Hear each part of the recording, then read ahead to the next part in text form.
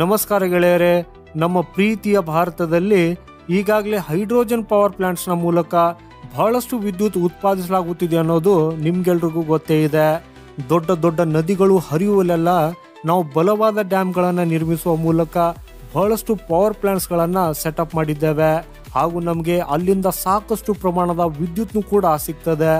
So ಈಗ ಇತ್ತೀಚಿನ report ಒಂದು ಭಾರತ ಸರ್ಕಾರದ ಒಂದೇ ಒಂದು ಸರ್ಕಾರಿ ಕಂಪನಿಯು 20 ಗಿಗಾವ್ಯಾಟ್ ಸಾಮರ್ಥ್ಯವನ್ನು ಸ್ಥಾಪಿಸಲಿದೆ ಹಾಗೂ ಇದಕ್ಕಾಗಿ ಒಟ್ಟು 1.2 ಟ್ರಿಲಿಯನ್ ರೂಪಾಯಿಗಳನ್ನು ಖರ್ಚು ಮಾಡಲಿದೆ ಅನ್ನೋದನ್ನ ಬಹಿರಂಗಪಡಿಸಿದೆ. ಹೌದು ಗೆಳೆಯರೆ, ಟ್ರಿಲಿಯನ್ ಅಷ್ಟು. ಹಾಗೆ ನೋಡೋದಾದ್ರೆ ನಮ್ಮ ಟೋಟಲ್ ಎಕನಾಮಿ $4 ಟ್ರಿಲಿಯನ್ ಹತ್ತಿರ ಇನ್ನೂ ತಲುಪಿಲ್ಲ. ಆದರೆ ಈ ದೊಡ್ಡ ಪ್ರಾಜೆಕ್ಟ್ ಅಲ್ಲಿ 1.2 ಟ್ರಿಲಿಯನ್ ರೂಪಾಯಿಗಳನ್ನು ಖರ್ಚು ಮಾಡಲಾಗುವುದು. ಇದರ ಉದ್ದೇಶ ಭಾರತವು 2030ರ ವೇಳೆಗೆ ರಿನ್ಯೂಯೇಬಲ್ ಎನರ್ಜಿಯಿಂದ ತನ್ನ ಇಂಧನ ಅಗತ್ಯದ ಸ್ವಲ್ಪ ಭಾಗವನ್ನು ಪೂರೈಸುವುದು. ಈ ಪ್ರಾಜೆಕ್ಟ್ ಅಡಿಯಲ್ಲಿ ಸುಮಾರು 84,000 ಕೋಟಿ ರೂಪಾಯಿಗಳನ್ನು ಖರ್ಚು ಮಾಡುವ ಯೋಜನೆ ಇದೆ. ಸೊ ಬನ್ನಿ ಗೆಳೆಯರೆ, ಸರ್ಕಾರ ಈಗ 20 ಗಿಗಾವ್ಯಾಟ್ ಪಂಪ್ ಸ್ಟೋರೇಜ್ ಕೆಪಾಸಿಟಿಗಾಗಿ ಏನು ಮಾಡಲಿದೆ, ಎಲ್ಲೆಲ್ಲಿ ಹೊಸ ಪ್ಲಾಂಟ್ಗಳು ಸೆಟಪ್ ಆಗಲಿದೆ ಅನ್ನೋದನ್ನ ತಿಳಿದುಕೊಳ್ಳೋಣ. ಹಾಗೂ ಸರ್ಕಾರಿ ಕಂಪ್ನಿ ಒಂದೇ ಇದನ್ನೆಲ್ಲ ಮಾಡಲಿದೆ ಅಂದರೆ ಇದರಿಂದ ನೀವು ಊಹಿಸಬಹುದು ಇಡೀ ದೇಶದಲ್ಲಿ ಎಷ್ಟು ಗಿಗಾವ್ಯಾಟ್ ಕೆಲಸಗಳು ನಡೆಯುತ್ತವೆ ಅನ್ನೋದು. ಸೊ ಗೆಳೆಯರೆ, ಇವತ್ತಿನ ಈ ಚಿಕ್ಕ ವಿಡಿಯೋದಲ್ಲಿ ನಾವು ಇಷ್ಟು ದೊಡ್ಡ ಬಜೆಟ್ ಯಾಕಿದೆ ಹಾಗೂ ಎಲ್ಲಿ ಇದನ್ನು ಖರ್ಚು ಮಾಡಲಾಗುವುದು ಅನ್ನೋದರ ಬಗ್ಗೆ ತಿಳಿದುಕೊಳ್ಳೋಣ. ಆದರೆ ಅದಕ್ಕೂ ಮೊದಲು ನೀವು ಭಾರತದ ಈ ಪ್ರಾಜೆಕ್ಟ್ ಬಗ್ಗೆ ತಿಳಿದುಕೊಂಡು ಹೆಮ್ಮೆ ಪಡ್ತಾ ಇದ್ರೆ ವಿಡಿಯೋನ ಲೈಕ್ ಮಾಡುತ್ತಾ ಕಮೆಂಟ್ ಬಾಕ್ಸಲ್ಲಿ ಜೈ ಹಿಂದ್ ಅಂತ ಬರೆಯೋದನ್ನ ಮರೆಯದಿರಿ. ಸೊ ಗೆಳೆಯರೆ, ನೇರವಾಗಿ ನಾವು ಈಗ ವಿಷಯಕ್ಕೆ ಬರೋಣ. ಭಾರತದ ಅತಿ ದೊಡ್ಡ ಜಲ ವಿದ್ಯುತ್ ಕಂಪನಿ ಸರ್ಕಾರಿ ಕಂಪನಿ NHPC ಲಿಮಿಟೆಡ್ ಪಂಪ್ ಸ್ಟೋರೇಜ್ ಕ್ಯಾಪಬಿಲಿಟಿಯನ್ನು ಸುಮಾರು 20 ಗಿಗಾವ್ಯಾಟ್ಗಳಷ್ಟು ಹೆಚ್ಚಿಸುವುದಕ್ಕಾಗಿ ಸುಮಾರು 84,000 ಕೋಟಿ ರೂಪಾಯಿಗಳನ್ನು ಖರ್ಚು ಮಾಡಲು ಸಿದ್ಧತೆ ನಡೆಸುತ್ತಿದೆ. ಈ ಸಂಪೂರ್ಣ ಪ್ರಾಜೆಕ್ಟ್ಗಾಗಿ ಒಟ್ಟು 1.2 ಟ್ರಿಲಿಯನ್ ರೂಪಾಯಿಗಳು ಬೇಕಾಗ್ತವೆ. ಇದರಲ್ಲಿ 70% ಮೊತ್ತವನ್ನು NHPC ಹೂಡಿಕೆ ಮಾಡ್ತದೆ ಹಾಗೂ ಉಳಿದ 30% ರಾಜ್ಯ ಸರ್ಕಾರಗಳು ಅಥವಾ ಇತರೆ ಪಾಲುದಾರರ ಮೂಲಕ ಬರಲಿದೆ. ಕಂಪನಿ ಅಧ್ಯಕ್ಷರು ಮುಂದಿನ 2 ವರ್ಷಗಳಲ್ಲಿ NHPC ತನ್ನ ನವೀಕರಿಸಬಹುದಾದ ಇಂಧನ ಶಾಖೆ NHPC ರಿನ್ಯೂಯೇಬಲ್ ಎನರ್ಜಿ ಲಿಮಿಟೆಡ್ ಅನ್ನ ಷೇರು ಮಾರುಕಟ್ಟೆಯಲ್ಲಿ ಲೀಸ್ಟ್ ಮಾಡುವುದಕ್ಕೆ ಪರಿಗಣಿಸುತ್ತಿದೆ ಅಂತ ಮಾಹಿತಿ ನೀಡಿದ್ದಾರೆ. ರಿನ್ಯೂಯೇಬಲ್ ಶಕ್ತಿ ಅಂದ್ರೆ ಭೂಮಿಗೆ ಹಾನಿ ಮಾಡದ ಶಕ್ತಿ. ಉದಾಹರಣೆಗೆ ನೀರು, ಸೂರ್ಯನ ಬೆಳಕು ಅಥವಾ ಗಾಳಿಯ ಹರಿವಿನಿಂದ ಉತ್ಪತ್ತಿಯಾಗುವ ವಿದ್ಯುತ್. ಈ ಪಂಪ್ ಸ್ಟೋರೇಜ್ ಪ್ರಾಜೆಕ್ಟ್ ಅಲ್ಲಿ ನೀರನ್ನ ಮೇಲಕ್ಕೆ ತೆಗೆದುಕೊಂಡು ಹೋಗಿ ರಿಸರ್ವ್ ಮಾಡಲಾಗ್ತದೆ ಮತ್ತು ಅಗತ್ಯವಿದ್ದಾಗ ಅದನ್ನ ಕೆಳಗೆ ಹರಿಯುವ ಮೂಲಕ ವಿದ್ಯುತ್ ಅನ್ನ ಉತ್ಪಾದಿಸಲಾಗ್ತದೆ. ಇದರ ವಿಶೇಷತೆ ಅಂದ್ರೆ ಕಲ್ಲಿದ್ದಲಿನಂತೆ ಹೊಗೆ ಮತ್ತು ಮಾಲಿನ್ಯವನ್ನ ಅದು ಉಂಟು ಮಾಡುವುದಿಲ್ಲ. ಈಗ ಭಾರತ ಪೆಟ್ರೋಲ್ ಡೀಸೆಲ್ನ ಮೇಲೆ ಅವಲಂಬಿತವಾಗುವುದಕ್ಕಾಗಿ ಬಯಸ್ತಾ ಇಲ್ಲ. ಆದ್ದರಿಂದ ದೇಶದಲ್ಲಿ ದೊಡ್ಡ ಪ್ರಮಾಣದ ಸೋಲಾರ್ ಪವರ್, ವಿಂಡ್ ಎನರ್ಜಿ ಮತ್ತು ಗ್ರೀನ್ ಹೈಡ್ರೋಜನ್ ಪ್ರಾಜೆಕ್ಟ್ಗಳು ಸಹ ಈಗ ವೇಗವಾಗಿ ಪ್ರಗತಿ ಸಾಧಿಸುತ್ತಿವೆ.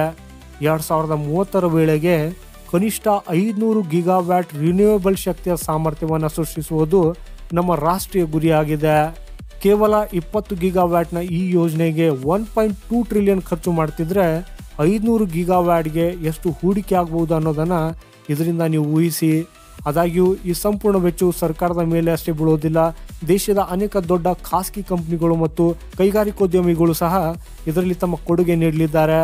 ಇದು ಹೊಸ ಉದ್ಯೋಗಾವಕಾಶಗಳನ್ನು ಸೃಷ್ಟಿಸುವುದಲ್ಲದೆ ನಮ್ಮ ಆರ್ಥಿಕತೆಗೆ ಪ್ರಯೋಜನವನ್ನು ಕೂಡ ನೀಡ್ತದೆ. NHPC ಜಮ್ಮು ಕಾಶ್ಮೀರದ ಕಾರ್ಗಿಲ್ ಮತ್ತು ಹಿಮಾಚಲ್ ಪ್ರದೇಶದ ಚಂಬಾದಲ್ಲಿ 3 ಪೈಲಟ್ ಯೋಜನೆಗಳನ್ನು ಪ್ರಾರಂಭಿಸಿದೆ ಹಾಗೂ ಅಲ್ಲಿ ಹೈಡ್ರೋಜನ್ ಚಾಲಿತ ಬಸ್ಗಳನ್ನು ಪರೀಕ್ಷಿಸಲಾಗುತ್ತಿದ್ದು ಈ ಬಸ್ಗಳು ಇಂಧನ ಶೆಲ್ಗಳ ಮೇಲೆ ಚಲಿಸುತ್ತವೆ.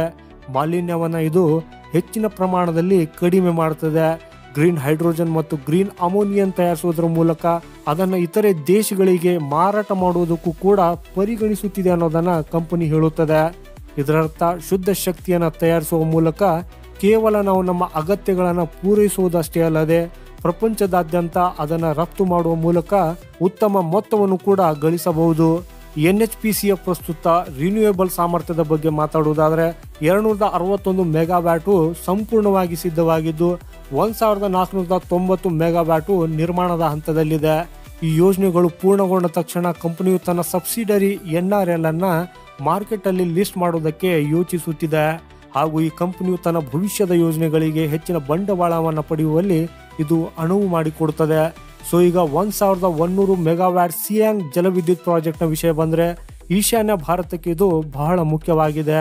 ಯಾಕಂದ್ರೆ ಚೀನಾ ಟಿಬೆಟ್ ಪ್ರದೇಶದಲ್ಲಿ ಬಹಳ ದೊಡ್ಡ ಆಣೆಕಟ್ಟನ್ನು ನಿರ್ಮಿಸುತ್ತಿದೆ ಹಾಗೂ ಅದು ಇದ್ದಕ್ಕಿದ್ದಂತೆ ನೀರನ್ನು ಬಿಡುಗಡೆ ಮಾಡಿದರೆ ಆಗ ನಮ್ಮ ಈಶಾನ್ಯ ರಾಜ್ಯಗಳು ಮತ್ತು ಬಾಂಗ್ಲಾದೇಶದಲ್ಲಿಯೂ ಸಹ ಭಾರಿ ಪ್ರವಾಹ ಉಂಟಾಗಬಹುದು.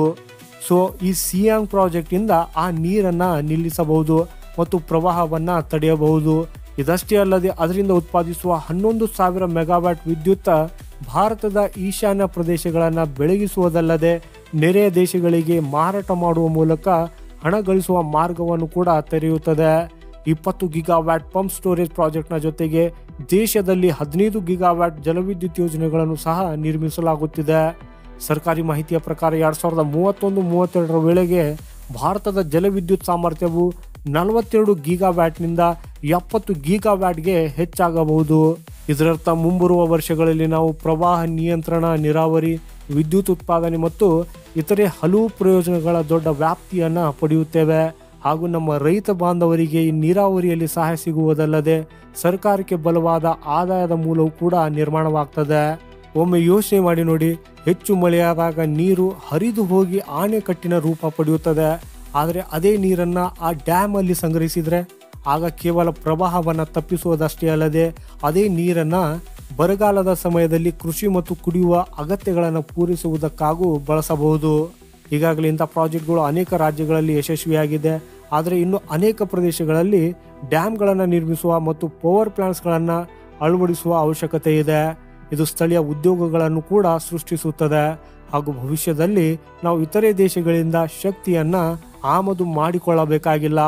ಸೊ ಗೆಳೆಯರೇ, ನೀವು ಚೀನಾದ ಈ ಡ್ಯಾಮ್ ಪ್ರಾಜೆಕ್ಟ್ ಎಷ್ಟು ದೊಡ್ಡದಾಗಿದೆ, ಅದು ನಮಗೆ ಯಾವ ರೀತಿ ಆಘಾತವನ್ನು ಉಂಟು ಮಾಡಬಹುದು ಮತ್ತು ನಮ್ಮ ಸರ್ಕಾರ ಅದರ ಬಗ್ಗೆ ಯಾವ ಸಿದ್ಧತೆಗಳನ್ನು ಮಾಡ್ತಾ ಇದೆ ಅನ್ನೋದ್ರ ಬಗ್ಗೆ ತಿಳಿದುಕೊಳ್ಳೋದಕ್ಕೆ ಬಯಸ್ತಾ ಇದ್ರೆ ಕೆಳಗೆ ಕಮೆಂಟ್ ಮಾಡುವ ಮೂಲಕ ನಮಗೆ ತಿಳಿಸಿ.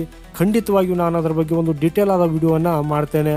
ಸೊ ಅಲ್ಲಿವರೆಗೆ ಭಾರತದ ಹೊಸ ಡೆವಲಪ್ಮೆಂಟ್ ಪ್ರಾಜೆಕ್ಟ್ಗಳ ಮೇಲೆ ಅಪ್ಡೇಟ್ ಇರುವುದಕ್ಕಾಗಿ ನಮ್ಮ ಚಾನೆಲ್ ಜೊತೆಗೆ ಇರಿ. ಈ ಚಾನೆಲನ್ನು ಸಬ್ಸ್ಕ್ರೈಬ್ ಮಾಡಿ ಹಾಗೂ ಪಕ್ಕದಲ್ಲಿರುವ ಬೆಲ್ ಐಕಾನ್ ಮೇಲೆ ಆಲ್ ಅಂತ ಕ್ಲಿಕ್ ಮಾಡಿ ಹಾಗೂ ಈ ವಿಡಿಯೋನ ಲೈಕ್ ಮಾಡುತ್ತಾ ಶೇರ್ ಮಾಡೋದನ್ನು ಮರೆಯದಿರಿ. ಇಲ್ಲಿವರೆಗೆ ವಿಡಿಯೋನ ನೋಡಿದ್ದಕ್ಕಾಗಿ ತಮ್ಗೆಲ್ರಿಗೂ ಧನ್ಯವಾದಗಳು. ಸಿಗೋಣ ಮುಂದಿನ ಮತ್ತೊಂದು ಇಂಟ್ರೆಸ್ಟಿಂಗ್ ವಿಡಿಯೋದೊಂದಿಗೆ. ಅಲ್ಲಿಯವರೆಗೂ ವಂದೇ ಮಾತರಂ, ಭಾರತ್ ಮಾತಾ ಕಿ ಜೈ.